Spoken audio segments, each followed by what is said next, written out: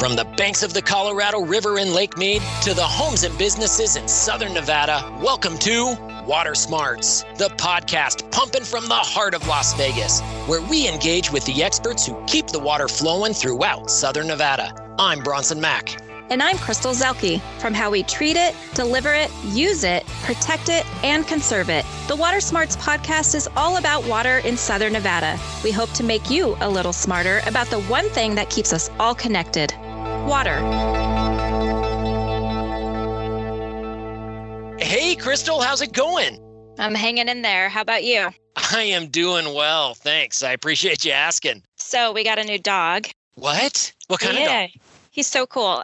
He is a half lab, chocolate lab, half pointer. So he's really cool. And he's a pretty high energy dog. So that requires a lot of new walks that we're doing every day. Sometimes I'll take him out. My husband will take him out. The kids will take him out. So last week, my kids were walking along this trail that comes back up to our house. And they came home and they said, "Mom, there's water waste happening. You should go check it out." And I was in the middle of cooking dinner and they sounded like they were exaggerating. So I kind of ignored them. But the next day they came back and complained about it again.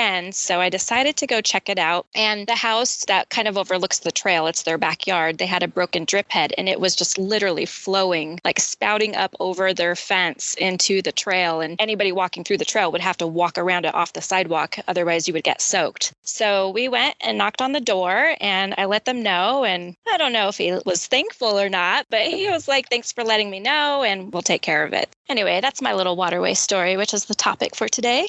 Wow, so you actually ended up with a relatively positive interaction when you knocked on the door to let the individual know that there was an issue, right? Yeah, and I don't even know this neighbor, but I just felt like it was probably the right thing to do. And I know there's other ways you can report water waste, but I always like the idea of just knocking on a neighbor's door and just saying, "Hey, you may not know this, but you have, a broken sprinkler or a broken drip head or whatever it is." And I think they appreciated it. Well, certainly when you're able to knock on the door and engage with somebody that's in your neighborhood that's wasting water and let them know that there's an issue taking place, in all likelihood, they're going to be appreciative of that. And certainly there are other options that the community has to report water waste. We are going to learn a little bit about those today. We are going to be talking about water waste, how to prevent it, how to stop it, what to do in the event that you see it. Today, we are going to be joined on the Water Smarts podcast by two water waste experts. I am so happy to welcome Summer Ortiz and Perry Kay of the Las Vegas Valley Water District. Summer and Perry, welcome to the Water Smarts podcast. Thanks, Bronson.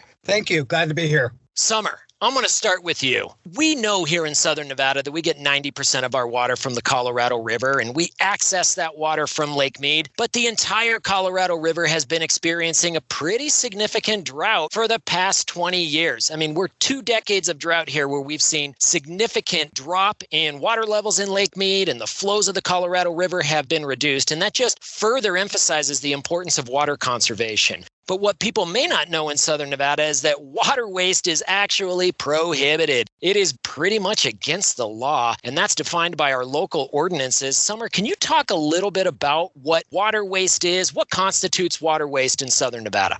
Water waste is a few different things, but most commonly it's just allowing water to flow or spray off your property. So that would be like overwatering your landscape, having misaligned sprinkler heads that spray into the sidewalk or the street. Another one is once you're made aware of a malfunctioning device, you need to repair it within 48 hours or it becomes a violation. So that could be a broken sprinkler head, a broken drip emitter, or any type of leak on your property. Another type of water waste is draining your swimming pool or spa water into the street instead of a sanitary sewer. So a lot of people don't know this one.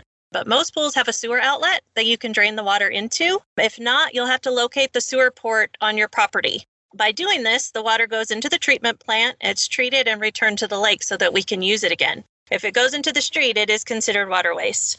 And another common one is just watering outside your assigned watering days or watering during the prohibited times during the summer. That's a good point. I'm glad you brought up the pool situation because we have a lot of pools here in Southern Nevada and people may not realize that there's a proper way to dispose of that water. Summer, so in most cases, just keeping water on your property avoids violating water waste rules and of course making sure that you're watering your landscape only on your assigned watering days, whether it's summer, spring, fall, or winter. Can you explain what happens if someone does violate the water waste rules? Yeah, so each water agency in Southern Nevada has its own team of water waste investigators, and they all have their own process. So I'm going to speak for the Las Vegas Valley Water District now. We have a team of people who follow up on reports. So these reports come from the public. They might come from employees that are just doing other type of work in the area. And then our investigators also drive around the neighborhoods. So they're in marked vehicles that you may have all seen, and they're actually looking for water waste, or they're following trails of water. The first time a water waste violation is observed, the customer's notified and they're given time to correct the issue. If when we follow up, the issue is not corrected, then a fee is assessed. So for a typical single family resident, it's $80. If it's a commercial or a larger meter, they could start at $160. And then they double every time we see the violation. So it can get pretty expensive if the customer doesn't fix it. But our goal is not really to penalize people or make money off of the water waste. We want them to stop. We want to educate them. We want them to stop the water waste and save the water. If someone gets their first violation, we do allow them to take an online course. So it's a video that they watch, and it gives them some tips on how to correct their water waste situation. And then they have to take a test. If they pass that test, then we'll waive that fee. Now, if someone continues to waste water within an 18-month period, then the fee will continue to double every time we observe it. You mentioned that these fees that get assessed aren't necessarily to generate revenue for the municipal water agencies, but rather to be used as more of a deterrent to stop the water waste. Can you explain just a little bit more about why is that important? Why is it important to prevent water waste or stop water waste when it is occurring? Well, like you said, Bronson, at the beginning of this podcast, we get 90% of our waters from the Colorado River, and we're experiencing the worst drought on record. We get the smallest allotment of all the states for the Colorado River water. We only get 300,000 acre feet a year, so we don't have a whole lot to spare. So water waste ordinances focus on water use outdoors because that's the water that's lost to our water system. When you irrigate your landscape or you drain your pool into the street, that water is lost. It can't be recycled. We can't reuse it. Anything that's used indoors that goes down into a drain, it gets treated, goes back into the lake, and we can recycle about 99% of that water. So by recycling it, we get what's called return flow credits. So it allows us to take more water out of the lake, and it stretches our allotment. That is a great point, those return flow credits. For every gallon that we return of that treated wastewater back to Lake Mead, we can take another gallon out and bring it into the valley as treated drinking water. And that's related to our indoor water use. So it's this water that we're using outdoors that we only get to use one time. And by reducing or eliminating that water waste outdoors, we're increasing Southern Nevada's water resources, which, supports our way of life, supports our economy, supports our families here, and ensures that we have reliable water supplies for the future. That's about correct, right? Exactly. So just use your water responsibly. Keep it on your property, repair any leaks you have, and water on your assigned watering day only, and never on Sunday. Perry, you're one of our water waste warriors who drives around the Las Vegas Valley looking for this water waste. What are some of the most common things that you see when you're out and about? A lot of times what I see is water flowing off the property, either from over-irrigation or misaligned sprinklers hitting the sidewalk or a hard structure and causing it to run off into the gutter. I have never encountered a property that cannot be corrected. It just takes a little work sometimes, but that is the big one. When we change seasons, a lot of times folks are a little slow to change the clocks. They can hand water anytime they want, especially if it's hotter. So that's the other big thing that I see. Wow, Perry. So when you find water waste, whether you're seeing it where it's actually occurring or you're trailing it up through the gutters of Las Vegas to try and find the source, I know that you end up having to ultimately document that waste as it's occurring and then notify the customers. But can you talk a little bit more about how that process works for the Las Vegas Valley Water District? First thing I do is, I'll hop out of my car and I'll have my camera with me and I will document the water waste first. That way I have it. After I've done that, I will check the history of the property, make sure that it's the first time offense. If it's a repeat violation, it's what we call a fee. And I will just document that and move on. If it's the first time offense, we want to educate people. We don't want to fee anybody. We want to get them smart and proper use of water. So that's why I'm looking in the history to see where I'm at, what status this property is at. So then once you check that history on the property and you verify that it's their first offense, what do you do after that? For the first offender, what's the next thing that you do after you verify? I'll go knock on the door. and attempt to get somebody to engage. And so I could tell them what I'm seeing and give them options on how to fix it. A broken sprinkler is an easy one. Misaligned sprinklers, I'll show them how it actually can be adjusted to keep it on property. So sometimes you have to spend a little bit of time with the customers, having some conversation, some interaction, and demonstrating some of the things that they can do to fix their water waste issues. Perry, has some of that interaction changed as a result of the pandemic? Yes, we're practicing social distancing, of course, and we have the masks on. So everything is done from a distance. I'm not allowed to go up and actually show them what needs to be done on the irrigation clock and all that. I have to tell them from a distance how to fix it and correct the issue. I did have one gentleman a while back here who had a lot of water coming off his property. I was following it up. He waved me down and he was in a little bit of a panic. He did not know how to shut it down. He actually had told me it had been running all night long. And I told him that he had to shut the water off at the backflow. I told him where it was and how to shut it off. He did it and he couldn't stop thanking me.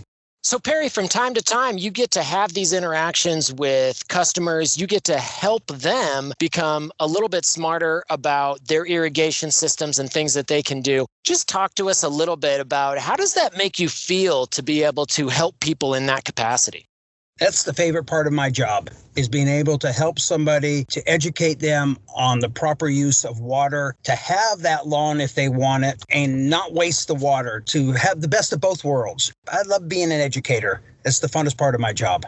So Perry, with that, you indicated that sometimes there might be history on a property. But when you say history on a property, you're talking about past violations that they have had related to water waste? Correct. We have a computer in our truck. We check up to see if they've had any water waste violations within the last 18 months of the same kind. So a day of the week within the last 18 months would be a repeat offense, and that's when the fining process starts. Perry, what kind of resources do you recommend to community members when you spot water waste and you're talking to them to help address the issue? Because I know not everybody is working on their own yard. Sometimes they have a landscaper or, like you said, they're not even aware that they had an issue. So what kind of resources are available for people who need to address their water waste? Well, one, I'm out there as well as my team members, and we're all fairly well educated in irrigation, so they can always stop and ask us, which happens quite a bit. SNWA.com is a great place, as well as the Las Vegas Valley Water District website has a lot of information on it as well. Be a water smart hero. Save money using smart technology. Investing in a smart irrigation controller is now easier than ever, thanks to the Southern Nevada Water Authority's rebate, which offers 50% off the purchase price up to $100 to help you out. The Smart Irrigation Controller adjusts your yard's watering schedule in accordance with the weather. So when it rains, your smart controller will do all the work and adjust your landscape watering accordingly. And you can control it all from your smartphone, making it easier to change your watering schedule and follow Southern Nevada's seasonal watering restrictions. Be water smart and update your irrigation controller today and start saving water and money. Details are available at SNWA.com. So, Perry, similar to what Crystal just indicated, if a customer has maybe their landscaper that's setting their irrigation clock, or maybe they're setting that irrigation clock to run in the middle of the night when they don't ever see that irrigation system actually functioning, are there any tips for customers like that? How can they make sure that they're keeping water on their property if they're not even awake when their irrigation system is running? One of the key things they could do is check the system periodically. I always say in the summer months, check it at least once a week. Spring and fall, I say check it once every 2 weeks. And in the winter, check it once a month to make sure that there's no broken components of the system, no puddling or anything like that, just to make sure everything is running correctly. Perry, that's a great recommendation. Get out there and test that irrigation system during the daylight hours if you're running it at night so that you can make sure it's operating properly. Hey, Summer, I know that we've got water waste that gets reported by utility staff, whether that's City of Henderson or Las Vegas Valley Water District, when they're out there going about their day and monitoring the community's water system. When they see water waste, they report it as well. But we have community members that report water waste pretty frequently. And because our process sometimes takes a little bit of time, it can be a little confusing for people. You report water waste on a Monday, you would expect that it's going to be solved on Tuesday. But that's not always the case. Can you just explain a little bit about why it might take a couple of weeks for somebody in the community to actually see that water waste stop after they've reported it? Yeah, that's a good one, Bronson. And we get that. We understand that customers get frustrated. I mean, I understand that. If you see something and you report it, I think you just automatically expect it to be fixed right away. But like Perry said, we have to see the water waste actually occurring. So we have to document it on video. So we have to have the exact time and the day of the violation. That is critical for us. So we see the violation, we give the customers time to fix the problem. So again, that could be 1 week up to 2 weeks. Then we're going to go back out to document it. If we don't observe it again, then we're going to close the case. So for the time being, it's closed until we get another report or we see it again. If we do observe the waste, then a fee will be assessed, and we'll continue to follow up on a regular basis until the corrections have been made. But we really want to educate the customers first. We want to give them time to fix the problem. So because of that, the entire process can take a few weeks, obviously. And unfortunately, some customers choose to just continue paying those fees instead of just quickly fixing the problem. Sometimes they just don't pay attention to the fees. They're not paying attention to the notices, or they don't see it on their bill. And they don't notice them until they've escalated enough to really catch their attention. So unfortunately, I try to tell people that when they report something, it doesn't mean that the agencies aren't doing anything. It's just that the customer may not have done anything yet. So there's a process, and that's good to know that that's in place for anybody that's reporting the water waste, as well as the person that might be in violation. What are the ways that people can help you track down water wasters and stop the water from running into the street? Report it. We always appreciate the public's help in reporting these issues. So if you see water waste, there's a couple ways you can report it. You can report it via an app by the agency. So for instance, the Water District has an app that you can download to your mobile device. It lets you pay your water bill and do other functions, but it also allows you to report water waste pretty easily. So you can take photos of the waste. You can type in any additional information that you want to give to us that could be helpful. The app will also pinpoint where you're at. And it also tells us the date and the time, which is, again, very important, like I said. So we'll have all the information that we need so that we can notify the customer properly. If you don't have the app, you can always report it just by going online. You can go to SNWA.com, and it provides a link to all the different agencies to report the water waste. Or you can call 702-258-SAVE to also report the water waste. Wow. So there are a lot of different ways for people throughout Southern Nevada to be able to report water waste. In addition to the LVVWD having an app, the city of Henderson also has one too. So if you are a resident or customer of the city of Henderson and you see water waste, you can also report through the city of Henderson's app. So that's great to see this kind of technology helping to support water waste investigations. But are there any other technologies or emerging technologies that might be put into play in the future to help make water waste investigations or water waste prevention even easier? Yeah, and that's a real possibility as technology advances. Most properties now have smart meters that feed data to the water agencies in real time. So someone doesn't have to actually go out there and look at the meter to get water usage. In the future, we hope to be able to detect when a property is watering on the wrong day of the week or watering continuously and flag the property for waste. But we're not quite there yet. Hopefully soon. And that watering continuously piece could be the sign of some kind of a leak that's taking place on the property that the property owner doesn't even know about. And so that's just an added value then to our customers being able to provide that kind of service. Is that correct? Correct. Perry, this is going back to you. We know why stopping water waste is important and that anyone can report it, but can you tell us what we all should be looking for in our own homes to make sure we're not wasting water? Sure. The big thing is probably checking the sprinkler heads, making sure that they're not broken, and make sure that they're aligned properly. Make sure you know your watering group so that you will only water on the days that you're assigned. And you can text CONSERVE to 85357, and we will notify you when it's time to change your clock. Our soils are very hard, so we recommend the cycle and soak process, which is 4 minutes 3 times a day as a starting point to make sure that there's no runoff on your property. You might need to go shorter period of runtime and more frequently. It really doesn't matter. That's just a suggested 12 minutes is a suggested runtime.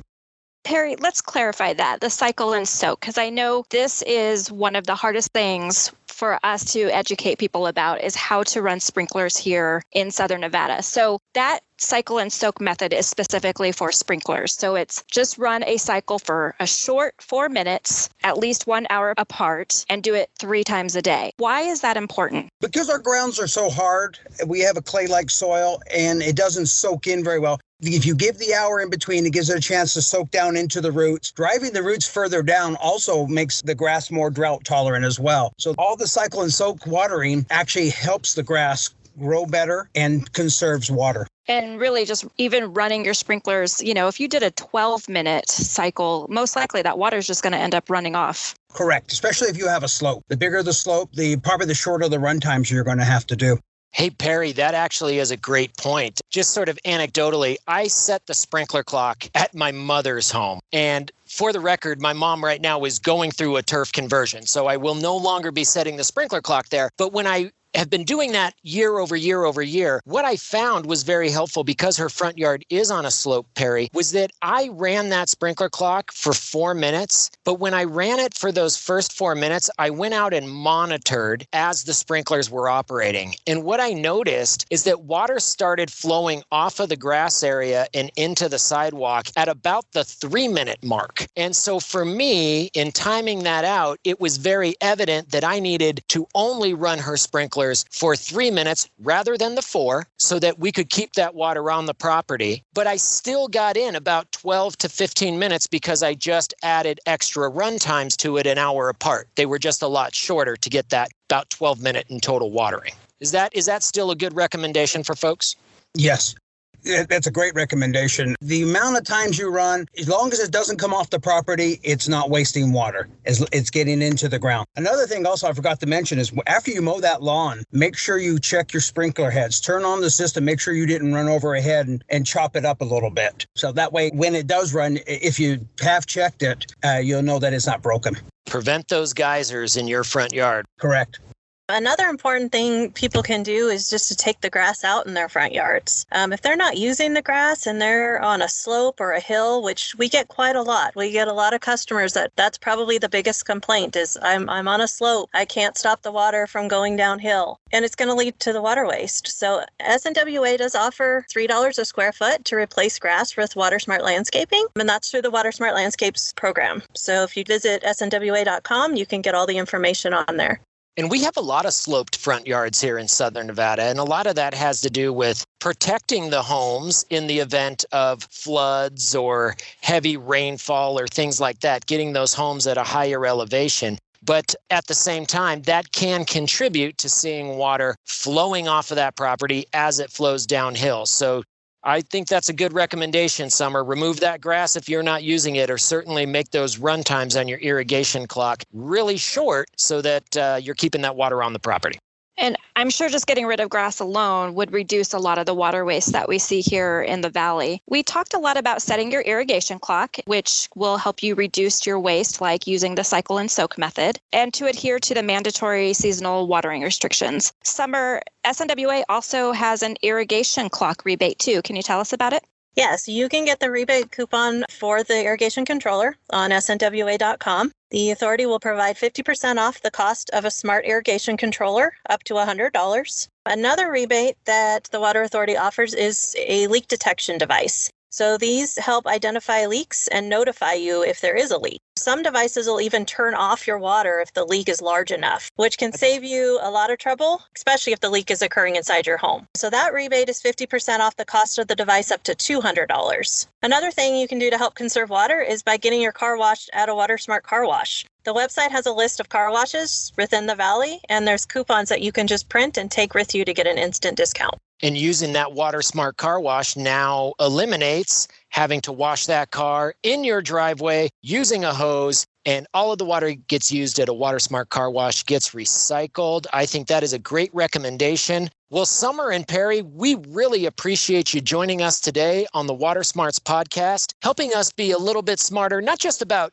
how we use water, but smarter about how to prevent wasting water. Thank you so much for joining us on Water Smarts. Thank you. Thanks for having us. Thank you. It's great to be here. The Water Smarts podcast is brought to you by the Southern Nevada Water Authority, which reminds you to follow the mandatory seasonal watering restrictions. After all, it's the law. You can find your assigned watering days on SNWA.com. Remember, watering outside your assigned watering days is considered water waste, and you can be fined. You can find more information about water waste, how to prevent it, and how to report it on SNWA.com. You'll also find links to member agency websites and hotlines where you can report water waste online.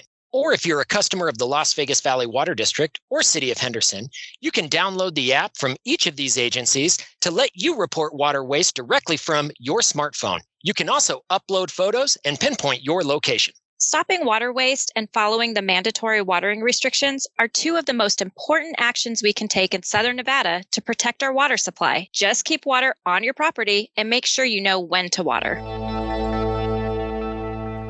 Wow, that was some great information from our water waste professionals, wasn't it, Crystal? Yeah, there's a lot to talk about when it comes to water waste.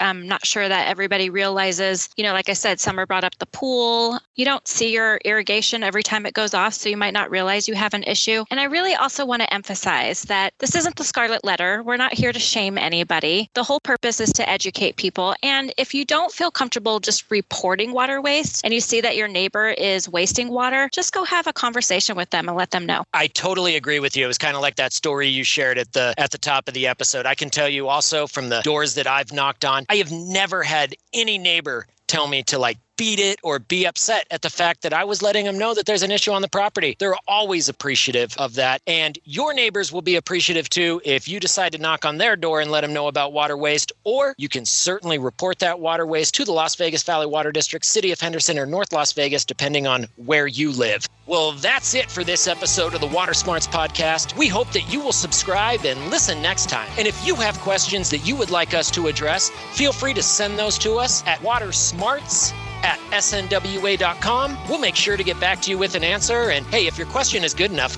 we might even read it on the air. We'll see you next time here on Water Smarts.